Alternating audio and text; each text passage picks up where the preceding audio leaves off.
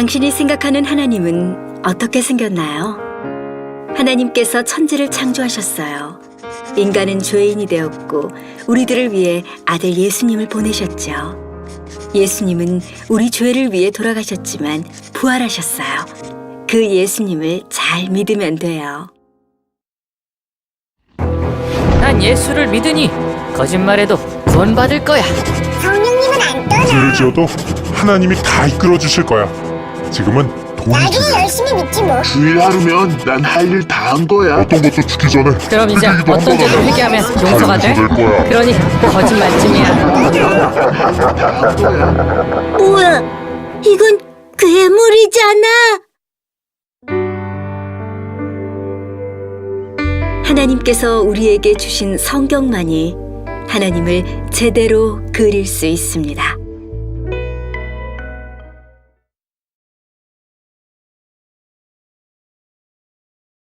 인간은 참 강한 듯 하면서도 그 한없이 약한 존재라고 느껴지는 것이 그 주전 2세기경에 그리스, 페르시아, 인도에 이르는 대제국을 건설했던 알렉산더 대왕이 모기에 물려 죽었다고 하지 않습니까? 막 온 세계를 삼킬 듯이 기세등등하던 그 영웅 같은 알렉산더가 모기에 물려가지고 그 말라리아에 걸려 죽었다. 이게 한없이 강한 것 같지만 또 한없이 초라하고 약한 게 그게 인간이라는 것을 설명하는 대표적인 사례라고 생각을 합니다. 구약의 인물 엘리야를 봐도 저는 이 생각이 늘 그 마음에 절실한데요. 겉으로 보기에 엘리야가 얼마나 대단한 인물입니까? 그 당시 그 절대 권력자였던 그 포악하기 짝이 없는 아합 왕에게 면전에서 내가 내 말이 없으면 수년 동안 비도 이슬도 있지 아니하리라, 그렇게 그 면전에서 가뭄을 선언하는 거, 글쎄 우리가 너무 익숙해가지고 그건 쉽게 생각하는지 몰라도요, 지금 그 투표로 뽑은 대통령 앞에서도 함부로 뭐라고 지적을 하기가 어려운 게 현실인 걸 지금 보고 있는데, 그 절대 권력 가진 그 포악한 왕 앞에서 이렇게 도전장을 던지는 거는 이건 어지간한 담력으로는 할 수 없는 그런 모습이라고 생각을 합니다.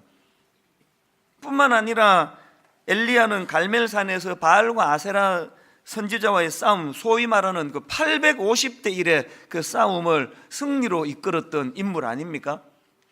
대단한 강하고 담대하고 능력 그 자체인 것 같은 인물인데요, 이 엘리야가 열왕기상 19장에 보면은 한순간에 마음이 무너져 가지고 그 죽기를 원하여 이르되 지금 내 생명을 거두어 가시옵소서, 요즘으로 치면 그 우울증 같은 게 와가지고 그 자살 충동을 느끼고 있는 그 영웅의 모습, 이게 인간의 이중적인 모습 아니겠습니까?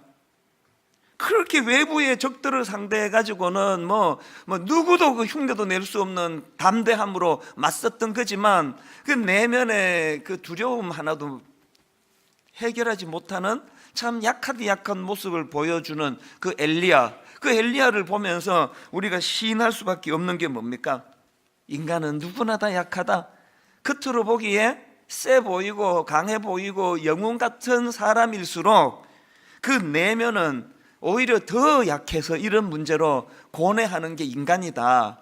이걸 우리가 느낄 수 있다는 것입니다. 이런 의미에서 저는 오늘 본문 로마서 8장 26절 말씀이 그 남다른 은혜로 또 인간 이해에 참 도움을 주는 말씀으로 저는 이 말씀을 받아들입니다. 이와 같이 성령도 우리의 연약함을 도우시나니 우리는 마땅히 기도할 바를 알지 못하나 오직 성령이 말할 수 없는 탄식으로 우리를 위하여 친히 간구하시느니라. 저는 이 말씀 속에요, 인간의 그 실존적인 두 가지 그 모습을 여기서 지금 담고 있다고 생각을 하는데요. 하나는요, 우리 인간은 누구나 예외 없이 다 약한 존재라는 거예요. 성령도 우리의 연약함을 도우신다잖아요. 너나 없이 약한 존재일 뿐만 아니라 두 번째로 이렇게 약하디 약한 인생이기 때문에 우리는 이런 약한 자를 도우시는 성령님이 필요하다는, 성령. 그러나 성령이 필요 없어. 이 사람은 자기를 몰라도 너무 모르는 사람이에요. 그래서 저는 이 본문 말씀이 참 의미가 있다고 생각을 하는데요, 그걸 링컨 대통령이 했던 말 중에 이런 말이 있답니다. 나는 울면 안 되기 때문에 웃는다. 이 배경을 제가 보니까 그 남북 전쟁으로 만신창이가 된 당시의 현실을 뭐 이런 식으로 표현했다 그러는데요. 그 울면 왜 안 됩니까? 대통령이 지금 나라를 책임지는 대통령이 이렇게 그냥 그 노예 문제로 서로 죽고 죽이는 이런 비극이 일어나는데 대통령이 울면 왜 안 되느냐고요. 그 링컨 대통령이 우리나라 고속도로 휴게실을 다녀갔나? 남자가 흘리지 말아야 할 것은 눈물만이 아니다. 아니면 이런 문구요. 남자는 태어나 3번만 울어야 한다. 태어날 때, 부모님이 돌아가셨을 때, 나라를 잃었을 때. 뭐 미국이고 한국이고 할 거 없이 막 계속 이런 말로 우리를 세뇌를 시켜놔가지고요. 그 뭐 링컨 대통령부터 그 울면 왜 안 되느냐고요. 그 울어야 되는 상황 아닙니까? 자꾸 우리 스스로를 이렇게 감정을 억압을 시켜놔가지고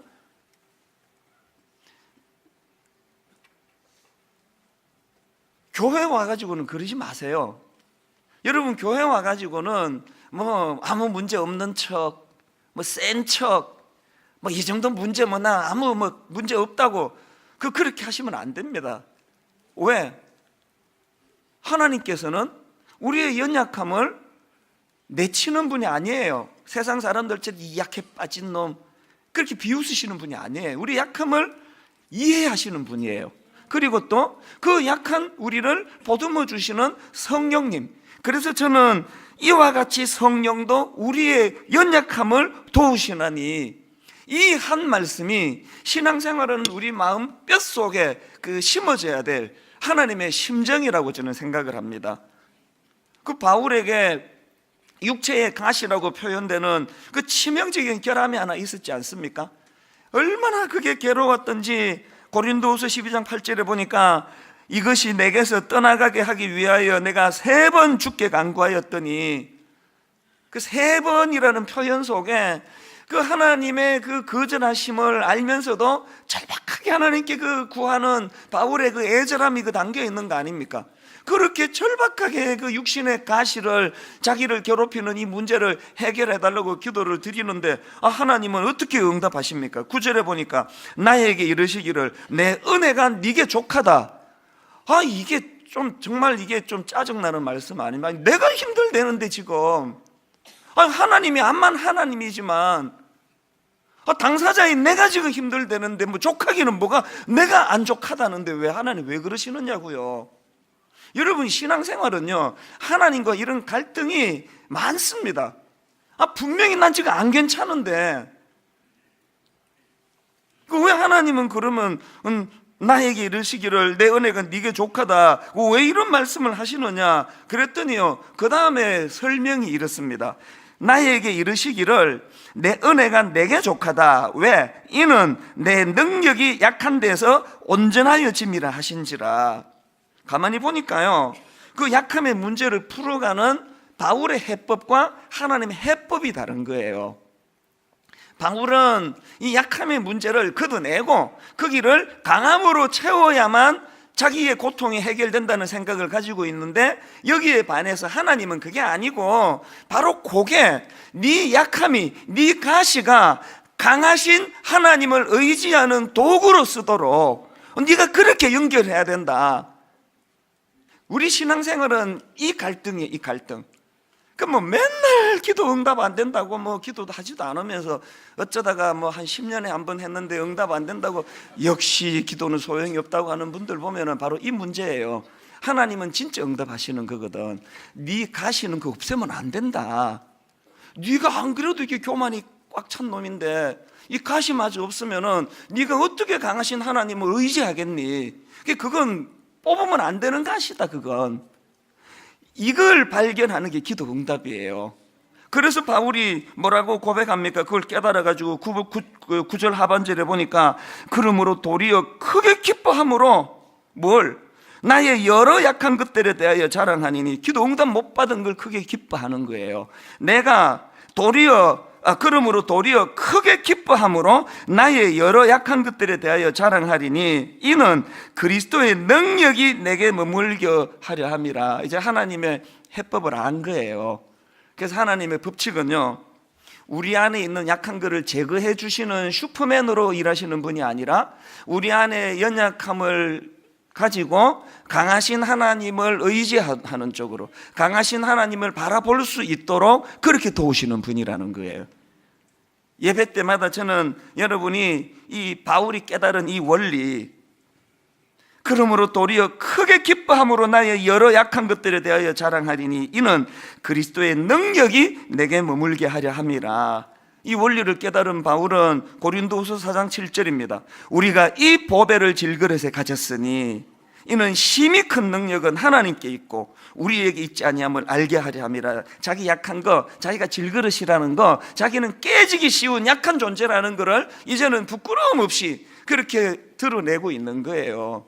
뭐 링컨처럼 뭐 울면 안 되고 뭐 이런 거 얘기 안 합니다. 우리는 질그릇이기 때문에 자꾸 깨져요. 그렇게 우리를 상처 주는 저 좀 못된 인간 때문에도 상처를 받지만 이 정도에도 상처를 받는 질그릇이기 때문에 상처를 받는 거예요. 너무 그 남편만 그렇게 탓하지 마세요. 그 남편은 이 정도의 상처를 받을 줄 미처 몰랐지. 자기 아내가 그렇게 약할지 알았으면 그랬겠습니까? 상대방의 문제도 있지만요, 막 걸핏하면 상처받는 질그릇 같은 우리 자신, 이것도 인식을 해야 된다는 거예요. 저는 이제 이 말씀이 너무 중요하기 때문에 이번 주, 다음 주 2주에 걸쳐서 이제 오늘 이 본문의 말씀을 좀 살펴보려고 하는데요. 이제 오늘은 이 본문과 관련해서 이제 우리가 기억해야 될 이 2가지, 이걸 좀 집중적으로 좀 살펴보기 원합니다. 자, 여러분, 첫째로 오늘 본문에서 우리가 발견하는 또 기억해야 되는 중요한 포인트가 뭐냐? 하나님은 우리 연약함을 인정하기를 원하세요. 우리 연약함 인정하기. 로마서 8장 26절, 이와 같이 성령도 우리의 연약함을 도우시나니, 우리의 연약함을 인정해야 성령님의 도우심을 우리가 바랄 거 아닙니까? 로마서 5장 6절에 우리가 아직 연약할 때에 기약대로 그리스도께서 경건하지 않은 자를 위하여 죽으셨도다. 내가 연약하다는 사실, 복음 없이는 나는 망할 수밖에 없는 존재라는 사실, 십자가 복음의 능력이 아니고는 내 인생은 절망이라는 연약한 자기를 인식할 때 복음을 받을 수 있는 거 아닙니까? 그렇기 때문에 그 구역 모임, 그 다락방 같은 데서 막 자기 자랑을 막 계속 하는 사람들을 보면은요, 어떻게 도와야 될지 모르겠어요. 계속 자랑하고 막 또 자랑하고 하다 안 되면은 막 자기 집 강아지까지 막 하여튼 되는 집안은 아무개나 골라왔는데 이렇게 또 똑똑하더라 그러면서 또 막 강아지 자랑하고, 요새는 강아지 얘기를 안 하잖아. 그래서 그 다락방은요, 그렇게 자기 자랑하는 데가 아니에요. 저 확신하는데요, 그렇게 그냥 한 2시간 다락방 모임에서 막 자기 자랑 시큰한 사람은요, 오후에 집에 가면 마음이 허할 거예요. 굉장히 허전할 거예요, 마음이. 교회에서 성도들 간의 모임은요, 그런 육신에 자기 자랑하는 시간이나 자리가 아니고요, 그러므로 도리어 크게 기뻐함으로 나의 여러 약한 것들에 대해서 자랑하리니. 우리는 틈만 나면 내 약함을 자랑해야 돼요. 왜 자랑해야 되는가 하면 내 약함을 자랑하면서 그게 내 귀에도 들어오잖아요. 내가 내 약함을 상대방도 듣지만 내 귀로 들어와 가지고 어떻게 해야 돼요? 내 약함을, 나의 여러 약한 것들에 대해 자랑하리니 이는 그리스도의 능력이 내게 머물게 하려 함이라. 내가 약하다는 사실을 자꾸 시인하고 그것을 인정하고 느껴야 강하신 그리스도의 능력을 사모하고 그 능력이 내게 머물게 된다는 거예요.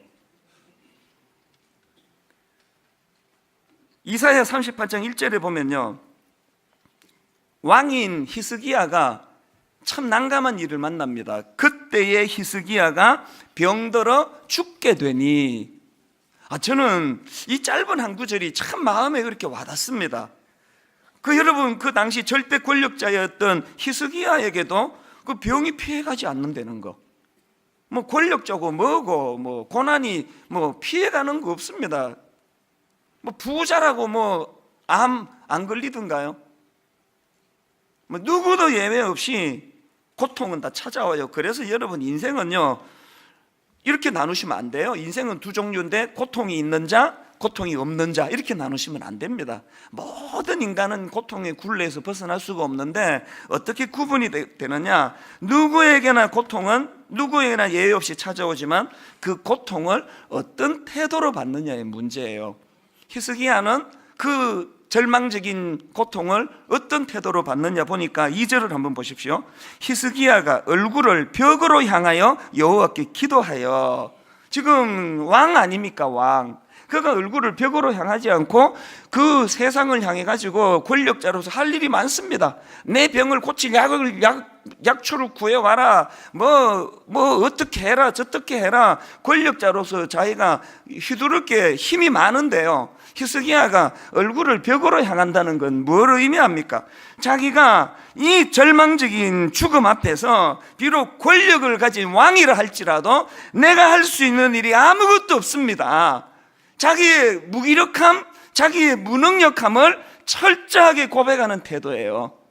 오늘 무슨 권사님이라고 하고 장로님이라고 하고 막 심지어 뭐 목사라 그러면서 결정적인 인생의 위기가 있을 때 낯을 막 세상으로 향해 가지고 막 세상적인 방법 찾느라고 혈안이 돼 있는 그게 참 부끄러운 우리의 모습 아닌가요?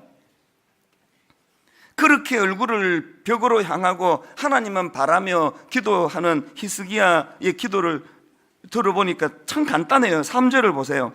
이르되 여호와여 구하오니 내가 주 앞에서 진실과 전심으로 행하며 주의 목전에서 선하게 행한 것을 기억하옵소서 하고, 그 다음 보세요. 히스기야가 심히 통곡하니.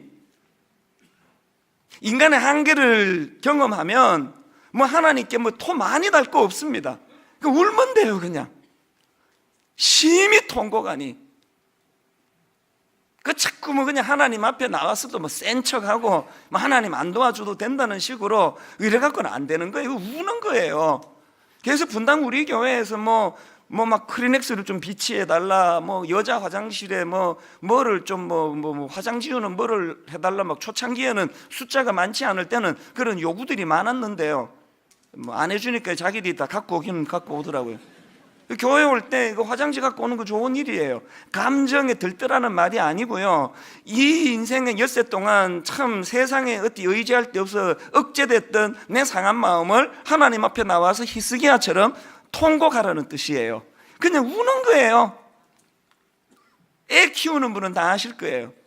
학교 갔다 오는데 울고 와요. 그 한마디에 다 해결되는 거예요. 뭐 말 필요 없습니다. 뭔 일 있니? 엄마는 학교 가자. 그거 아닙니까? 우리가 하나님 앞에서 히스기야처럼 낯을 벽으로 향하고 인간적인 방법 동원하면 나 아직 힘 있다, 나 현 왕이다, 이런 거 아니고요. 이 문제는 권력으로도 해결할 수 없다. 그래서 하나님 앞에 통곡을 하니까 하나님의 응답을 보세요. 4절 5절. 이에 여호와의 말씀이 이사야에게 임하여 이르시되 너는 가서 히스기야에게 이르기를 내 조상 다윗의 하나님 여호와께서 이같이 말씀하시기를. 그 다음 보세요. 하나님의 응답도 간단해요. 내가 너의 기도를 들었고 너의 눈물을 보았노라. 끝.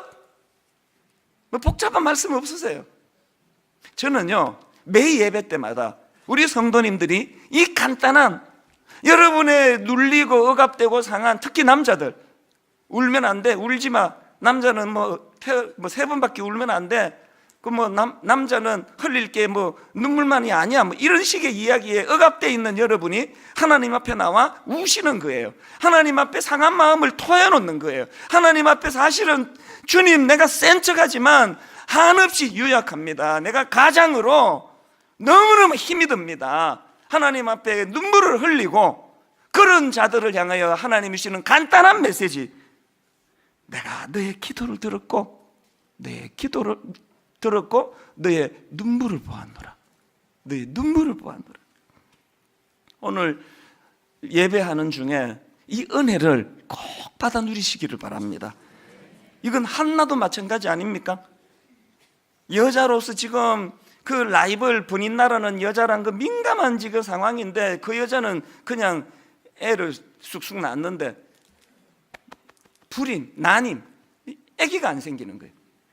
이 평상시에도 아기를 원하는데 아기가 안 생기면 마음이 참 다 쓰이는 게 그 여성의 본능인데 지금 그 라이벌 번인나가 얼마나 자기를 조롱하고 비웃고 그냥 여자로서 그 자존심을 짓밟아 버리는데 한나가 그 어떤 상황이에요? 그런 절망적인 상황에서 한나가 어떤 태도를 취하나 보니까 사무엘상 1장 10절에 한나가 마음이 괴로워서 여호와께 기도하고 통곡하며 히스기야와 똑같은 방식을 취하네요. 그리고 15절에 보니까 한나가 대답하여 이르되 내 주여 그렇지 아니하니이다. 나는 마음이 슬픈 여자라 포도주나 독주를 마신 것이 아니요 여호와 앞에 내 심정을 통한 것뿐이오니. 지금 여기서 보니까 한나가 기도를 대조하는데 포도주나 독주를 마신 게 아니요라는 말을 하잖아요. 인간 지도자는요 그 사람의 중심을 모르니까 그 아픔을 모르니까 맨날 오해는 하는 거 아닙니까? 근데 저는 이 구절을 보면서 깨닫는 게 뭐냐, 여러분 사람에게 고통이 오면요 사람이 할 수 있는 게 둘 중에 하나라는 거예요. 포도주나 독주를 마시거나 하나님께 울고 기도하거나. 포도주나 독주제 안 마셔봐서 모르겠지만 그거 마셔도 뭐 좋은가 보죠. 그 포도주나 독주를 마시면 잠깐 있는 그 고통은 있는 뭐 약효는 있는 것 같아요. 그런데 그게 은발의 오줌 누기 아닙니까? 포도주나 독주를 마시고 잠깐 현실의 고통을 잊어보려고 했다가 그 깨어났을 때의 그 절망적인 마음, 저 태어나서 한 번 경험이 있습니다. 대학교 1학년 때 난 예수 믿는 사람이라고 난 술 안 마신다고 근데 그렇게 선포하는데 막 친구들이 계속 그런 데만 데리고 다니면서 너 한 잔만 마셔라, 너 이거 먹다가 안 죽는다고 막 또 예수 믿는데 니도 나 전도해야 될 거 아니냐, 나 술 먹으면 교회 따라갈게 막 계속 이런 식으로 저를 그 약을 올리고 괴롭혀가지고 또 제가 또 다혈질 열받아가지고 마시마 그러면서 이제 막 그날 막 엄청 막 소주를요 우리 어머니 아직도 모르시는데 막 엄청 들이마셨더니요 막 이제 필름이 막 끊어지는 거예요. 화장실에 갔는데 또 기억이 또 드러누워 있고 내 친구가 또 자기 집으로 데리고 가고 이렇게 이제 필름이 다 끊어져 가지고 그 다음날 아침에 깨보니까 막 머리가 깨질 듯이 아프더라고요. 그래서 이게 포도주나 독주는 마시면 안 되는구나. 그래서 그날 이후로 내가 술을 딱 끊었고 한 방울도 안 마셔. 그날 이후로 제가 발견한 게 뭐냐, 기분 좋게 마신 소주가요 깨니까 더 힘들더라고요. 막 머리 아프고 뭐. 오늘 우리에게 너무너무 가슴 아픈 일이 주어졌을 때 두 갈래 길이자 포도주나 독주를 마시거나 하나님께 기도하거나. 그런데 그 본문에서 지금 한나가 기도를 참 멋있게 설명합니다. 기도를 뭐라고 설명합니까? 15절을 다시 보세요. 한나가 대답하여 이르되 내 주여 그렇지 아니하니이다. 나는 마음이 슬픈 여자라 포도주나 독주를 마신 것이 아니요 그 다음에 여호와 앞에 내 심정을 통한 것뿐이오니. 한나는 기도를요 하나님과 심정을 통하는 거래요. 금요 기도에 와가지고 막 그냥 고래고래 소리 지르고 막 핏대 올리고 막 주여 주여 그러는데 심정이 안 통한다. 지는 아무 문제가 없고 이놈은 나라가 문제라고 그렇게 기도하면은 그건 반쪽짜리 기도예요. 기도는 하나님께 심정을 통하는 거래. 하나님은 내 슬픔을 아시려니. 옛날에 제가 청소년 사회 갈 때 우리 중고등부 애들한테 종종 들려줬던 이야기가 그래서 참 전 의미가 있다고 생각합니다. 니들이 하나님 앞에 와서 울어라. 하나님 앞에서 울면 세상에 나가서 안 울게 된다. 니들이 하나님 앞에 무릎을 꿇으면 세상에 나가서 비굴하게 무릎 꿇는 일이 없어질 것이다. 저는 여러분들이 하나님 앞에 나와 히스기야처럼 한나처럼 눈물을 하나님 앞에 흘려 통곡하는 여러분 되시기 바랍니다. 하나님께 심정을 통하는 거예요. 그런가 하면 두 번째로 우리 연약함을 이렇게 인정하는 게 중요하지만 더 중요한 게 뭐냐, 두 번째로 그 연약함을 성령님을 향한 의지함으로 연결하는 게 중요하다는 거예요. 여러분 그 히스기야나 한나 같은 태도를 취하기가 어렵습니다. 왠지 아십니까? 사람은요 연약함, 자기 연약함을 인정하는 순간 바로 비참함, 낙심, 좌절, 절망, 그래가지고 자기 연약함을 인정하는 순간 막다른 골목이 나와요. 성령님이 하시는 너무너무 소중한 일이 뭔지 아십니까? 성령님은 첫째, 우리가 약하다고 탓하는 분이 아니에요. 그리고 더 중요한 성령님의 역할 둘째, 성령님은 우리가 약하다고 낙심할 때 그거를 절망으로 빠지지 않도록 그거를 오히려 성령님 의지하여 희망을 가지는 쪽으로 연결해 주시는 분이 성령님이라는 거예요. 이와 같이 성령도 우리의 연약함을 도우시나니 내 이 초라한 현실을 정직하게 직시함으로 그래서 성령님을 의지하게 만드는 도구가 되게 안 되는 거예요. 저는 목사 안수를 받을 때 좀 굉장히 심각했습니다. 왜냐하니까 이게 내가 이 목사가 되는데 저는 또 저를 알잖아요. 내가 얼마나 그냥 고집이 센 사람인지, 그리고 제가 얼마나 인격적으로 다듬어지지 않은 모난 부분이 많은지를 너무 잘 아는데 이 상태로 내가 목사가 되면 얼마나 많이 다치게 하겠냐고 사람들을. 그래가지고 저는 정말 절박하게 기도했습니다. 저희 아버지가 금식 기도하다가 돌아가셨기 때문에 저는 트라우마가 있어가지고 어지간하면 난 금식 안 해요. 나 그냥 기도해요. 그러나 목사 안수를 앞두고는 너무 심각했기 때문에 금식하며 기도했습니다. 하나님, 목사 안수식이 그 노회 인간 선배 목사님들이 머리에 손얹고 하는 그런 안수 말고 성령님 친히 안수해 주셔서 이 고집 세고 못되고 모난 자를 목사 안수식의 성령님의 안수로 다 태워주시기를 원합니다. 절박하게 제가 그렇게 기도했는데 응답이 하나도 안 됐어요. 뭐 여러분 다 아시잖아요. 뭐 고집 여전히 세고 뭐 저 때문에 상처받는 분들이 뭐 잊혀질만 하면 나와요. 우리 교회에 저한테 상처받아서 떠난 분들이 계세요. 떠난 분들이. 그런 일을 겪으면은 억장이 무너져요. 그 상처받은 성도들을 치유하라고 일을 세웠는데 그 멀쩡한 성도를 이렇게 상처를 줘가지고 교회를 떠나게 만들면 되느냐고 제 양심이 잠을 이루지 못하게 해요. 그래서 저는 하나님이 너무 원망스러운 거예요. 내 이럴 줄 알고 내가 금식하며 기도한 거 아니냐고. 내가 내 이 자아를 태워달라고 성령님이 그날 안수해 주셔가지고 인간들 그런 안수식 말고 친히 성령님이 안수, 목사님들이 절차적으로 손을 얹는 이것도 중요하지만 성령님이 나를 다 안수해 주셔가지고 그 내 못된 자아를 태워달라 그랬는데 왜 그 기도를 응답한 이 나쁜 기도입니까? 이게 내 정력을 위해서 구하는 겁니까? 이게 여러분들이 가끔 저한테 상처받으면 저 탓하지 마세요. 그거 내 잘못 아니에요. 근데 이럴 줄 알고 내가 기도했다니까요. 기도했는데 안 들어주시는 분이 잘못한 거지. 하긴 너무 하나님이 원망스러워서 사실 어느 새벽에요, 이런 섭섭한 마음을 가지고 있는 저에게 왜 그랬는지를 깨우쳐 주시는 깨달음을 주셨는데 그날 제가 많이 울었습니다. 하나님은요, 나는 네가 목사 안수 받는 그날 막 강력한 성령의 능력으로 네 옛 자아가 다 태워지고 그날 이후로 흠도 티도 없는 완벽한, 그래서 이제 그날 이후로 하나님 의지하지 않아도 성령님 의지하지 않아도 조금도 손색이 없는 목사가 되는 걸 원치 않는다. 나는 네가 목사 되고도 여전히 철이 없고 목사 되고도 말이 실수가 많아 사람에게 걸핏하면 상처나 주고 나는 네가 부릴 때나 안 부릴 때나 그냥 고집을 부리는 그 연약함 그대로 다 가지고 목회를 하되 바로 그것 때문에 한순간이라도 하나님 의지하지 않으면 안 되는 그런 목사가 되기를 원한다. 많이 울었습니다. 그게 또 저를 불편하게 해요.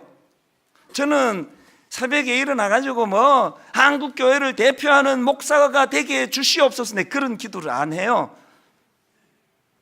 저 같은 사람이 한국교회를 어깨에 짊어지면 내 어깨도 망하고 한국교회도 망하는 거 아닙니까?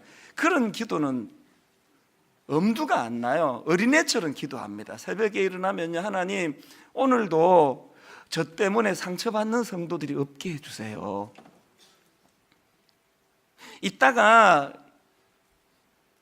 이혼을 앞두고 있는 부부를 하나님 제가 목사라고 상담을 해야 되는데 헛소리가 새어나오지 않도록 그 쓸데없는 소리가 나와서 안 그래도 아픈 사람들 상처 주지 않게 해달라고 어린애처럼 기도를 해요.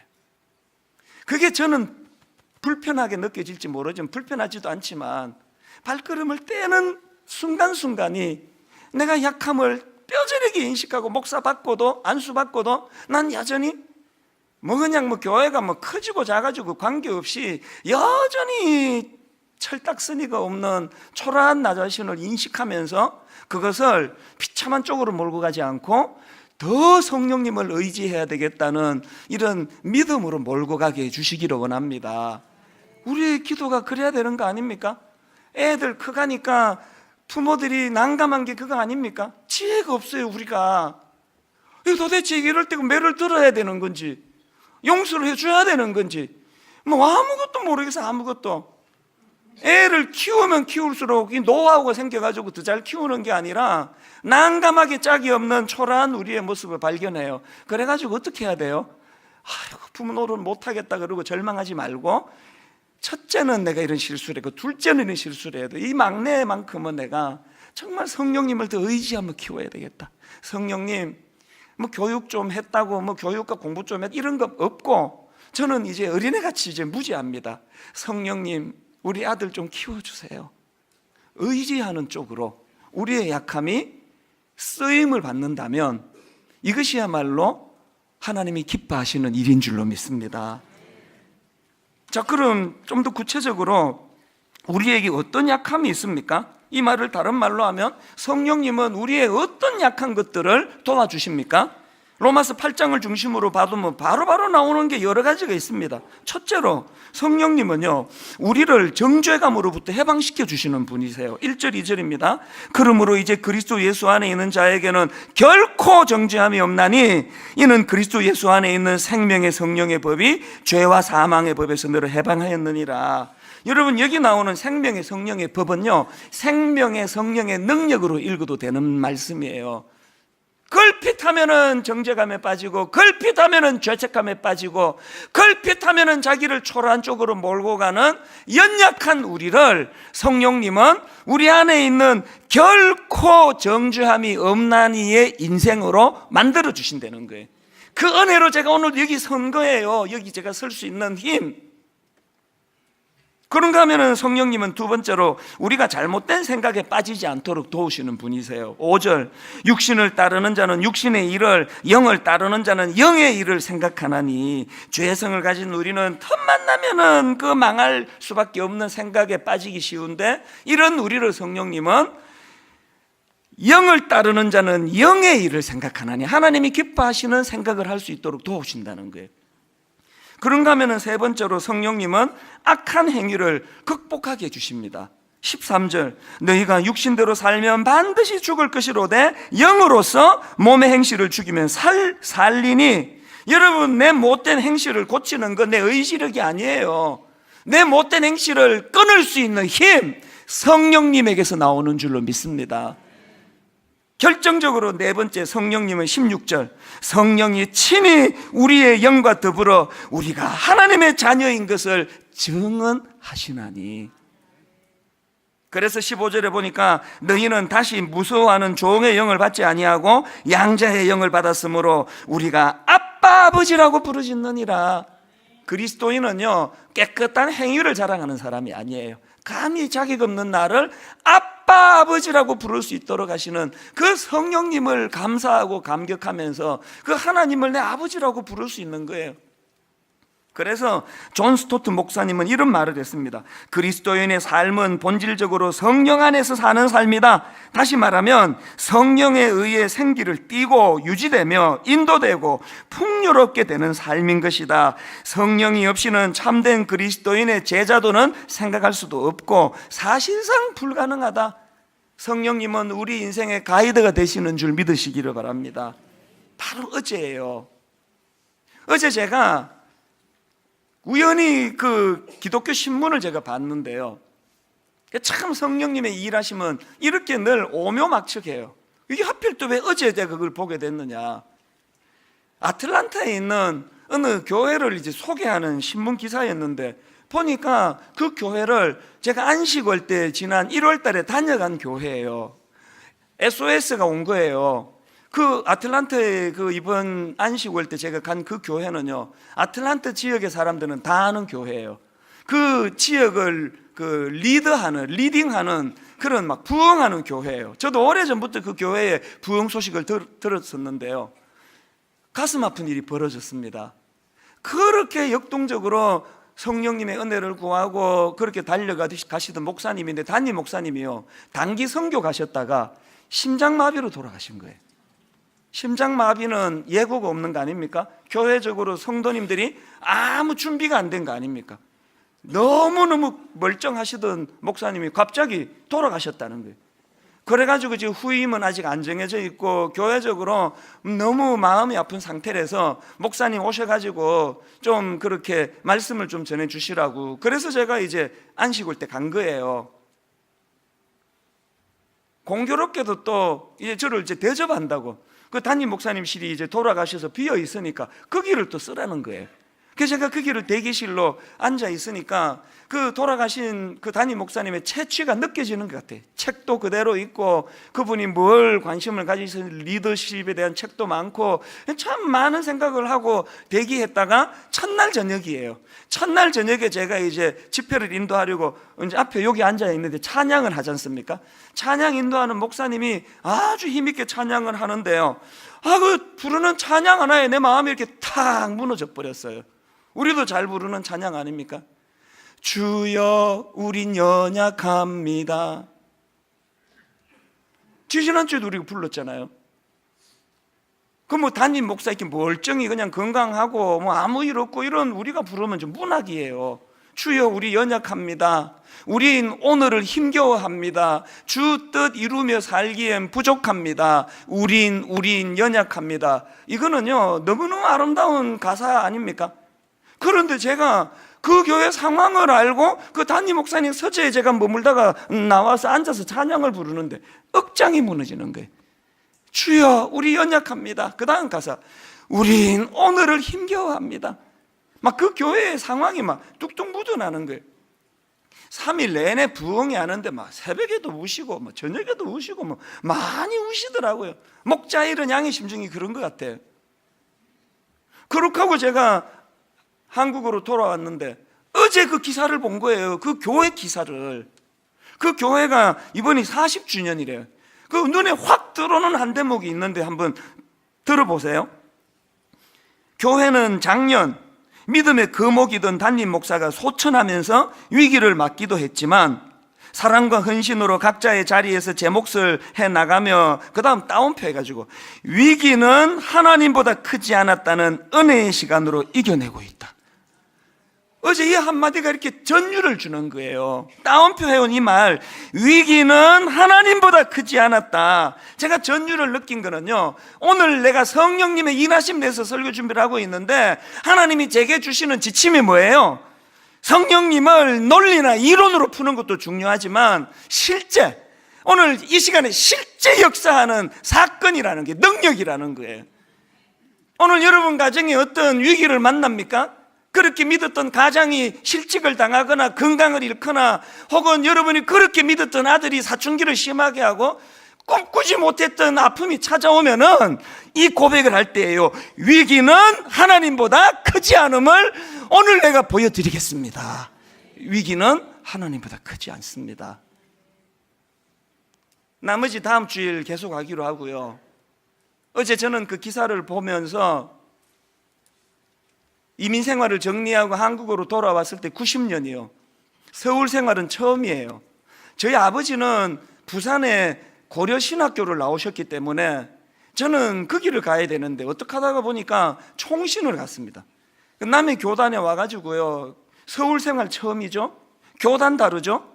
교육전도사 1학년 때 막 이력서 막 여기저기 내도 써주는 교회가 없더라고요. 여러분 그거 아세요? 주일날 눈 딱 떴는데요, 갈등 없이 갈 교회가 있다는 게 얼마나 복인지 아세요? 저는 주일날 갈 교회가 없는 거예요. 써주는 교회가 없으니까.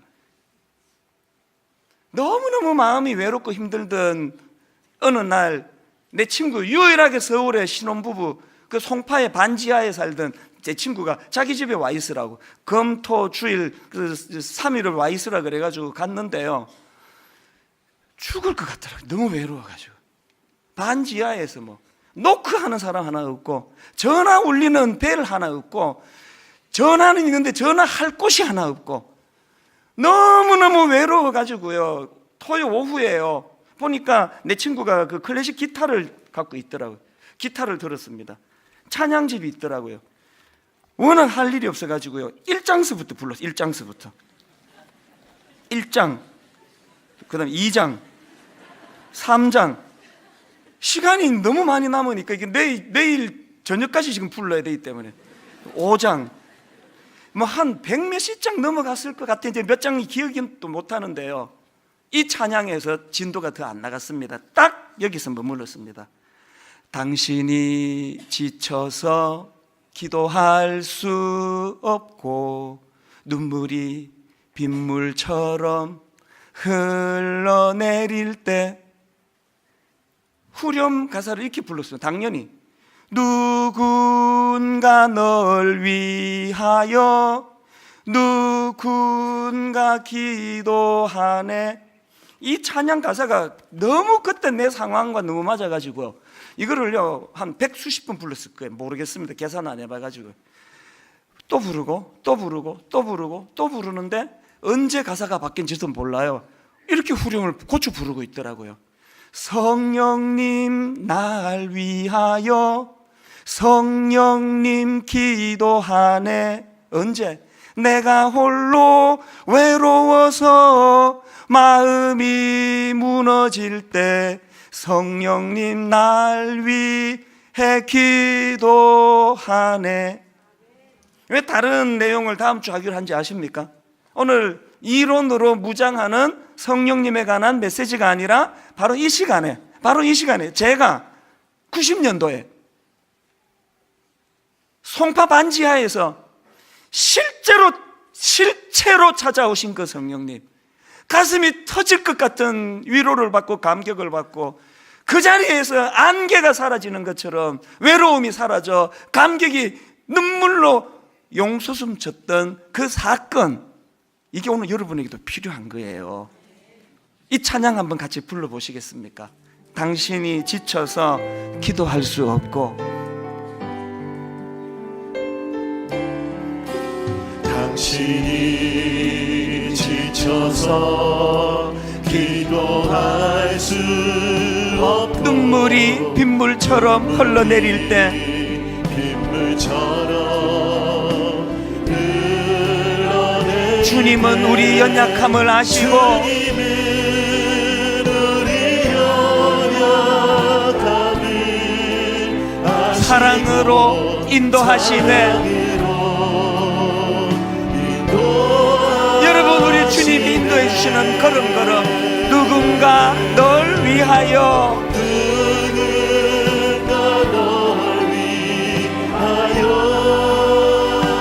누군가 기도하네.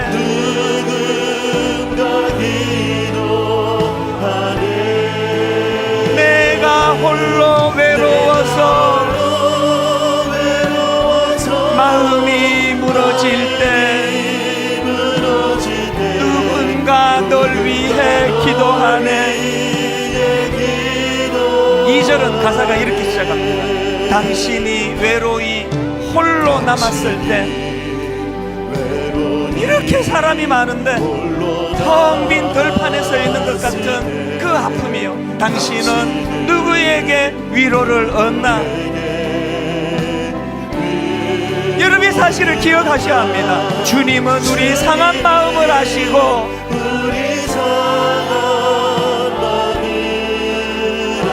사랑으로 인도하시네. 여러분 잊으시면 안 됩니다. 누군가 널 위하여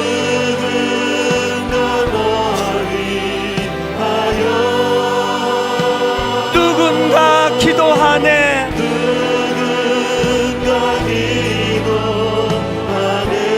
언제 기도합니까? 내가 홀로 외로워서 마음이 무너질 때 누군가 널 위해 기도하네. 성령님 날 위하여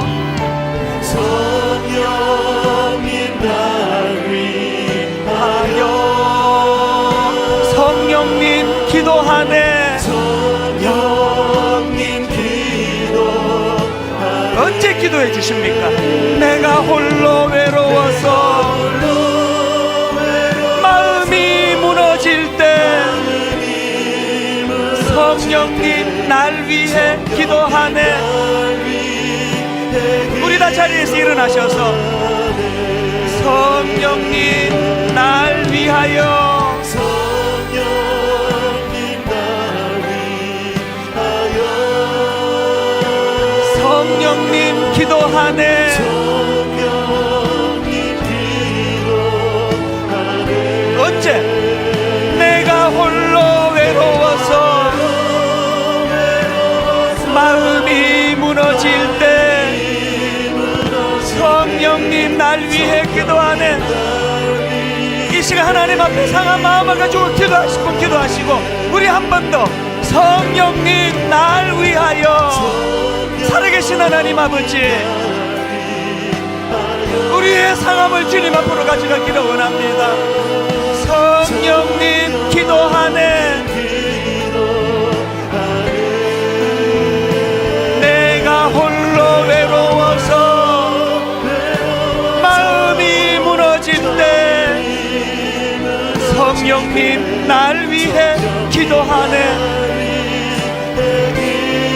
우리 한 목소리로 통성으로 같이 기도하시겠습니다. 살아계신 하나님 아버지, 우리는 약합니다. 우리 모두는 다 연약합니다. 아버지, 강한 척하고 살아가지만 우리 모두가 다 연약합니다. 하나님은 우리가 그것을 시인하기를 원하십니다. 하나님, 우리의 연약함을 고백합니다. 약해서 마음이 무너지고 약해서 눈물 흘리는 우리의 약함을 고백하기 원합니다. 우리가 약함을 주님 앞에 고백할 때 하나님, 우리의 약함이 성령님의 도우심으로 연결되기를 원합니다. 우리의 약함으로 성령님이 우리를 도와주시는 분임을 인정하고 시인하는 것으로 연결되기를 원합니다. 하나님, 마음이 무너지고 내 주변에 아무도 내 편이 되어주는 사람이 없어 고독한 시간에 고독한 자리에 빠질 때 성령님 우리를, 약한 우리를 붙잡아 주시는 성령님을 경험하는 통로가 되게 하여 주시옵소서. 우리를 위해서 간구하시는 주님의 은혜를 구합니다.